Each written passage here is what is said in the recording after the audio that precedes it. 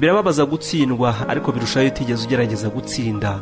Nkiri mu Bushinwa maze kurangiza icyiciro cya mbere, nasabye kwiga icyiciro cya kabiri cya kaminuza cyo bita masters. Nashaka kwiga mu by'ubukungu kuri kaminuza yitwa Zhongshan. Mu gihe cy'imyaka 2 nakoresheje amasaha arenga 3000, amanywa nijoro, weekendi, impeshyi ndetse n'itumba. Nigaga isano iri hagati y'impamvu ndetse n'ingaruka mu kugena niba ubucuruzi buzaba bwiza cyangwa bubi. Nibwo bwa mbere nahuye n'isomo ryayoberanye bita théorie de probabilité, ihame ry'icyekeranya. Ibyo nahigiye byahinduye cyane imitekerereze yanjye kandi mbona ibisubizo kuri byinshi nibazaga ku mugisha. Abizi imibare n'andi masiyanse bazi iryo hame. Kubwira ihame rero hari uburyo ntakuka bugena ko ikintu runaka kigomba kubaho. Iryo cyekeranya rishobora kuba ukuri cyangwa ntiruhuze n'ukuri. Icyo uzabura kiba. Muzi amasosiyete y'ubwishingizi akoresha akayabo k'amafaranga, burya akoresha ririya hame ry'icyekeranya. Mu bwishingizi abakozi babishinzwe baba bateganya ko ikintu runaka kizaba. Umuntu w'imyaka runaka wabayeho atya hari igihe azapfa byanze bikunze, ariko ntibaba bavuga uwo muntu uwo ari we. Abari muri icyo cyiciro bafata ubwishingizi ku mafaranga agereranyije ku buryo bake muri bo bazapfa bakabona ubwiteganyirize bwabo mu gihe amasezerano y'ubwishingizi azaba akiriho. Tuvuga ku itegeko ry'icyekeranya. Iri tegeko niryo rya mbere rishobora kudufasha gusobanukirwa n'ibyo twita amahirwe.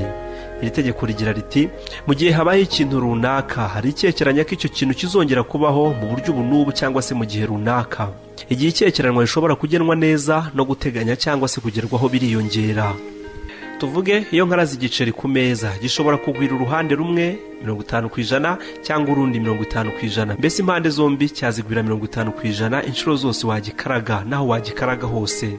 Aho rero washobora kuba wateganya cyangwa se wakekeranya uko bizagenda, bityo amahirwe yo kumenya ikivamo akiyongera.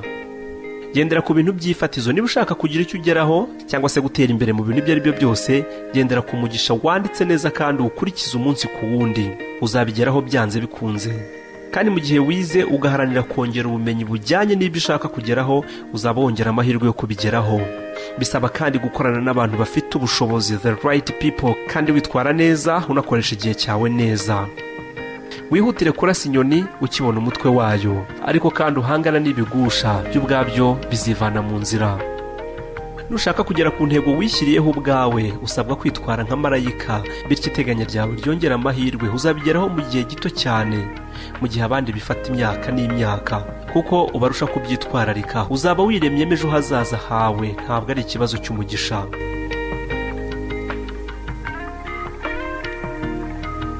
Shaka inzira zose zongera ubwizerwe. Mu isomo ry'ubugenge cyangwa se fizike hari ihame ry'ubutizerwa. Iri ni ihame ridakoreshwa cyane mu masiyanse, rigira riti, nubwo bishoboka kwerekana ukuntu abantu bakwitwara muri rusange, biragoye kuvuga bamwe muri bo nuzitwara ku buryo buteye gutya. Bituma hazahoraho gushidikanya igihe cyose mu bugenge ukoresheje iri hame rusange. Tubishyize mu bantu, ushobora kuvuga ko abanyarwanda 5% bazaba batunze miliyoni 10 y'amafaranga y'u Rwanda kuri banki zabo ukurikije imikorere ubona.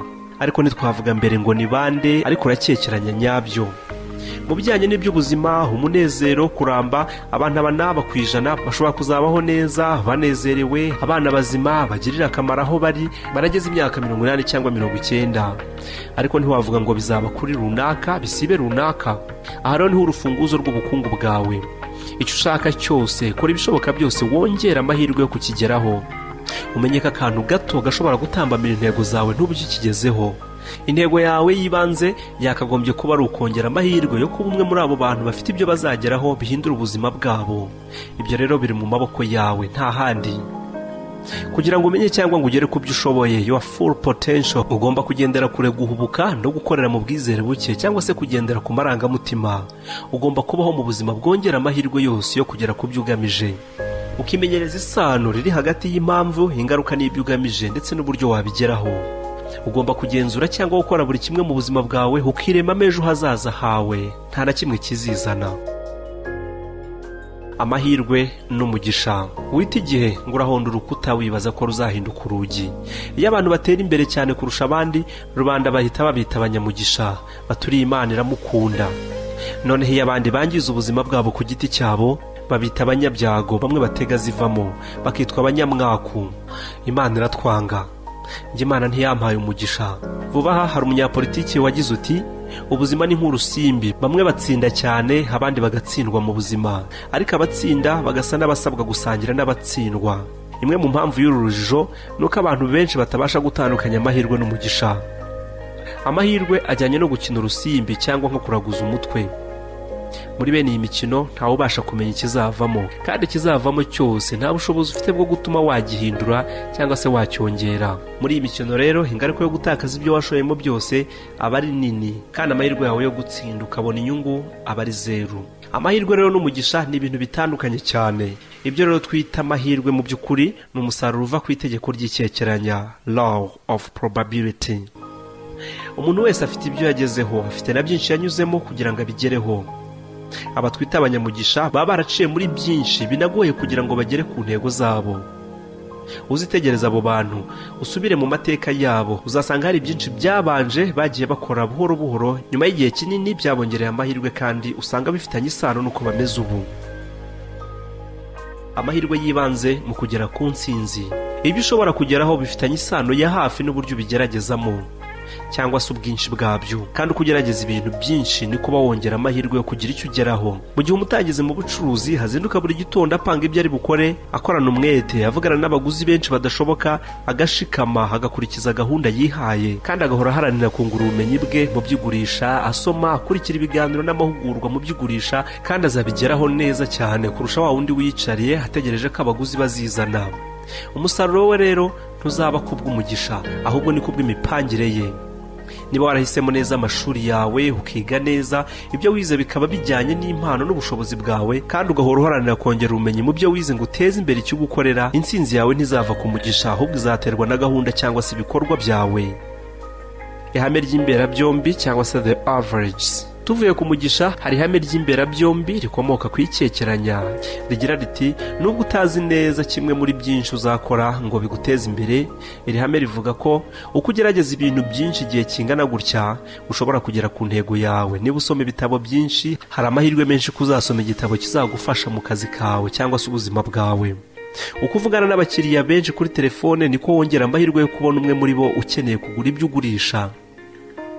Niba uhora uzana udushya mu kazi, ukagerageza uburyo bushya bwo gukemura ibibazo by'ibanze ngo ugere ku ntego yawe, ufite amahirwe menshi yo kugera ku bukire kurusha wa wundi utabyitayeho, wa wundi udahinduka cyangwa se ngo agire igishya mu byo akora, kuko abenshi baba batinya kubura n'utwo bari bafite.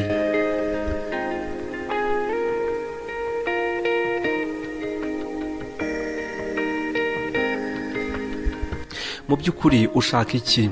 Buri wese kuri iyi si turimo ashaka umunezero, ubuzima bwiza, umudendezo no gutera imbere, ndetse no kongera cyangwa se gukuba kabiri ibyo afite ubu. Niyo waba utunze ibya mirenge uhora ushaka kubyongera. Ni byiza kandi nta cyaha kirimo. Ibyifuzo byawe byo gukomeza kugera kuri byinshi, gutera imbere, kubaho neza, nibyo bituma ukomeza kugira imbaraga n'ubushake bwo gukoresha imbaraga zose ufite ngo ubigereho. None wibaza ko Imana ishaka kubaho nk'umukene kugira ngo uzabashe kwinjira mu bwami bwayo? Bitekerezeho, fata umwanya ubiganireho na mugenzi wawe. Mbese ubwo wari uzi ko uyu munsi muri iyi si dutuye ifite ubukungu butabarika, abantu bake kandi babyiyemeje nibo babayeho nk'uko babyifuza, kandi bakoresheje ubushobozi bwabo ku giti cyabo. Abandi benshi bafite ingingimira cyangwa se ububabare bwo kuba bari bashoboye kubaho neza kuruta uko babayeho uyu munsi. Bakaba bahora bavuga bati iyo mbimenya nari gukora iki. Benshi bangayikishijwe no kuba bashaka guhindura ubuzima bwabo ariko batazi uko babigenza. Ndababwira ukuri ko intsinzi umuntu arayipanga, ni wowe ubwawe uyigena, ntikugwirira, si impanuka, si umugisha cyangwa se umwaku. Nubwo wowe utibuka neza inzira wanyuzemo kugira ngo ube uri ubu, hari byinshi wakoze cyangwa se wananiwe gukora bifite uruhare mu kuri ubu. Ibiramambu, ibyo bikorwa n'imyitwarire byashoboraga kugira ahandi bikugeza uretse aho uri ubu. Ubu rero uri uwo uriwe, uri aho uri ku bwawe, biturutse ku nzira wahisemo n'imyanzuro yawe wafashe mu myaka cyangwa se mu minsi yashize. Menya ko ibihe byagennye uruhare ntakuka mu kugena ubuzima ufite ubu. Ikiza nkubwira muri iki gitabo nuko igihe icyo ari cyo cyose wafata umwanzuro n'amahitamo yo kugena ejo hazaza hawe utangiye ubu, ugatera intambwe ya mbere, nta kabuza hari aho uzagera hatandukanye n'aho uri ubu.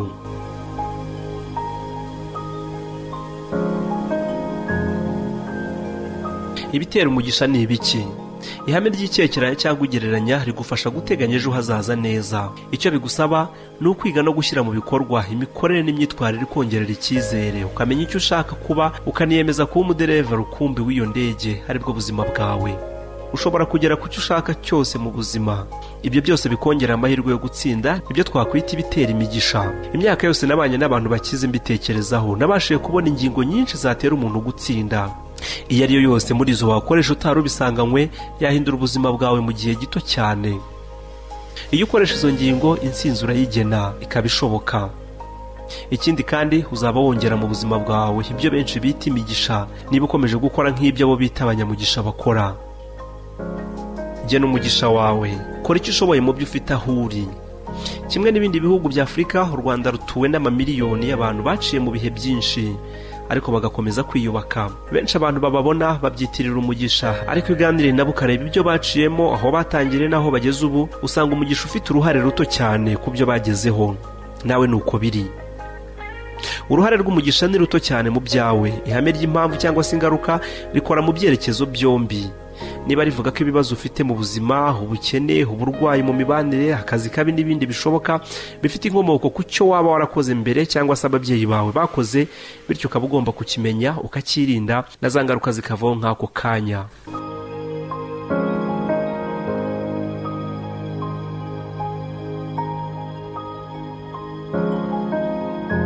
Gerageza ibyakozwe n'abandi. Mu buryo bworoshye, abantu bakize, bafite ubutunzi, bishimye, bafite ubuzima bwiza, banezerewe, ni ababonye kare amahame agenga ubuzima bwabo. Bagennye ubuzima bwabo bagendeye kuri ayo mahame. Nguko uko bageze ku musaruro bishimiye kandi bakaryoherwa n'ubuzima. Bageze kuri byinshi mu gihe gito birenze kuri bamwe bagerageza ubuzima bwabo.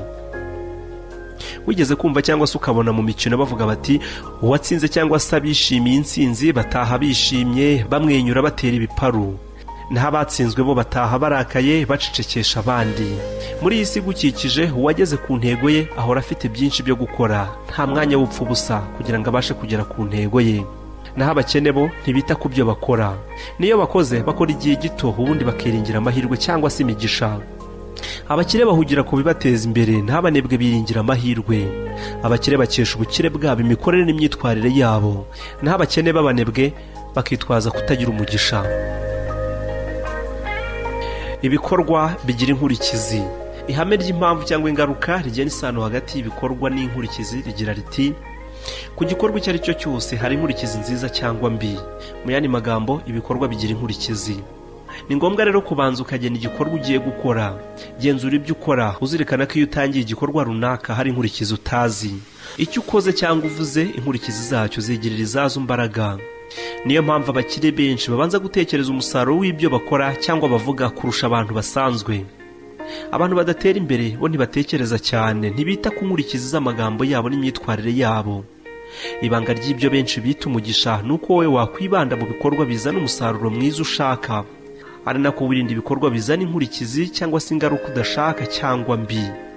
Mu bijyanye n'ubucuruzi, ibikorwa byawe byakabaye byo kumenya abaguzi, kwerekana ibicuruzwa no guharanira kuba intangarugero. Ibyo nibyo byakugirira inkurikizi nziza mu bucuruzi bwawe, inyungu ihanitse ndetse no kwishimira umwuga wawe. Byinshi muri ibi bikorwa nibyo bizaguhesha inkurikizi uzishimira. Intsinzi yawe uzaba uyikesha igenzura cyangwa se ubushishozi bwawe kurusha kubyitirira umugisha. Niba uri mu by'imicungire management, ibikorwa byawe bizaba iby'igenamigambi, gupanga akazi kawe hakiri kare mbere y'uko ugatangira, guhitamo abantu n'ibyo bakwiye gukora ukurikije ubushobozi bwabo, ndetse no kumenya kugena ibyo bagomba gukora. Ikurikiranabikorwa ryimbitse kandi rinoze ndetse no gukora ibyagenwe, ibi byose bizahesha ishema akazi kawe kandi bizana intsinzi mu mwuga wawe. Ntaho bizaba bihuriye n'umugisha.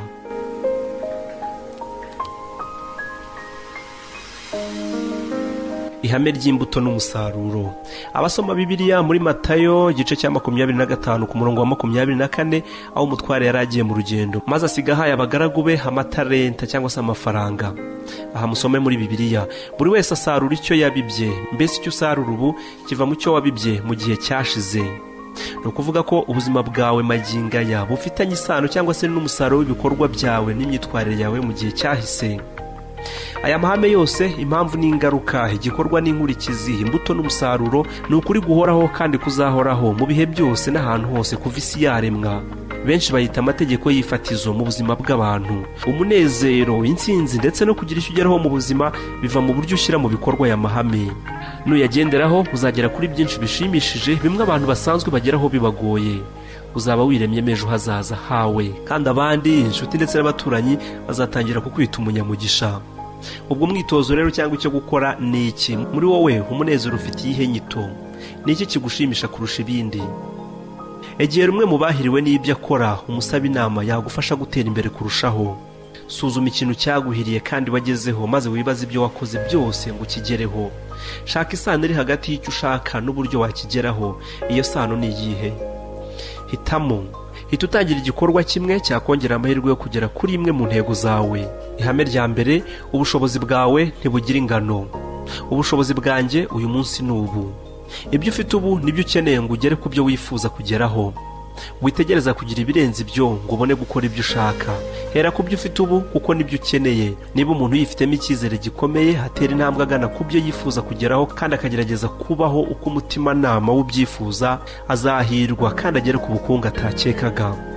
Ubwenge bwawe bufite ingufu zose ukeneye mu kugera ku kintu cyose ushaka mu buzima. Ikintu cyose umuntu ageraho agikesha kongerera imbaraga imitekerereze ye idasanzwe mu bushobozi bwayo bwo guhimba udushya no kwiyubaka. Ubushobozi bwawe bwo gutekereza bushobora gutuma ugera kuri byinshi mu mezi makeya biruta ibyo abantu benshi bageraho mu myaka myinshi. Guhimba ikintu gishya bisaba gutekereza. Tubihuje n'ibijyanye n'impamvu n'ingaruka z'ikintu, dushobora kuvuga ko ibitekerezo ari impamvu, naho uko bishyirwa mu bikorwa akaba ari ingaruka. Ubushobozi bwo gutekereza ni ikintu gikomeye muri iyi si. Aho uri n'icyo uri cyo biterwa n'uko utekereza.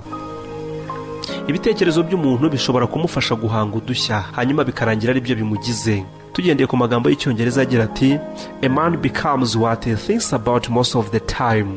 Tugenekereje mu Kinyarwanda bivuga ko icyo umuntu atekereza buri munsi nicyo yishushanya nacyo.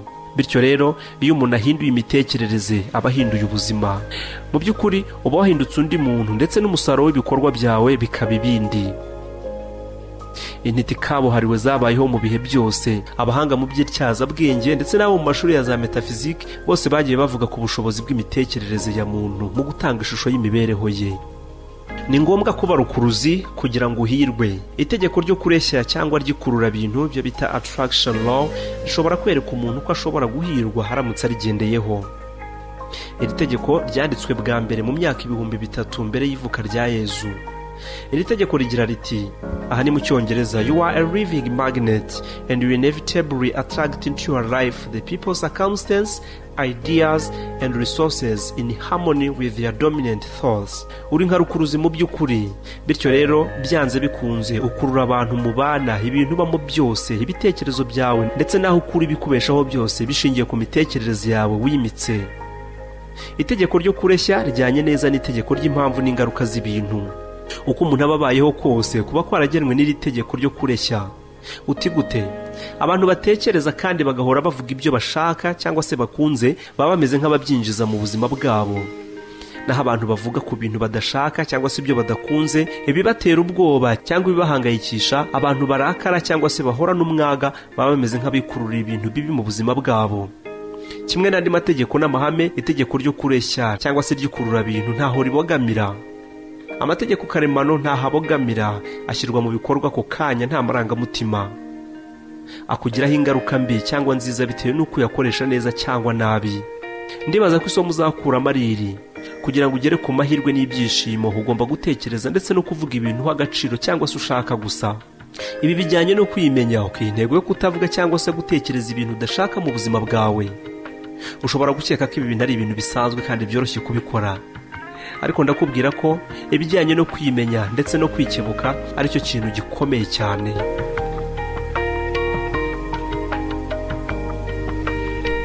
Mu kwemera byose birashoboka. Itegeko ryo kwemera naryo rishobora gutuma uhirwa. Iryo tegeko rigira riti, ikintu cyose wemera ku buryo budasubirwaho kibaho. Kwemera bituma ibintu byose bishoboka. Muri Bibiliya mu Isezerano Rishya haranditse ngo, bitewe n'ukwemera kwawe ibi bikugirirweho. Ni muri Matayo 9:29. Naho mu Isezerano rya Kera haranditse ngo, imyemerere irangwa mu mutima w'umuntu niwe muntu. Aho ni mu Migani 23:7. abantu mu mateka yabo bemera ko imyemerere igira uruhare runini mu kuntu babona isi, imitekerereze ndetse n'imyitwarire yabo. Igihe cyose wemera udashidikanya uzahirwa mu buzima, ibitekerezo n'imyitwarire yawe biganisha muri icyo cyerekezo kandi ryavuzwe rigataha. Igihe cyose wemera n'icyizere cyinshi ko ufite amahirwe kandi uko ubaye hari kwiza, uko kwemera kwawe kugeraho kukaba kimwe mu biba bigize ubuzima bwawe.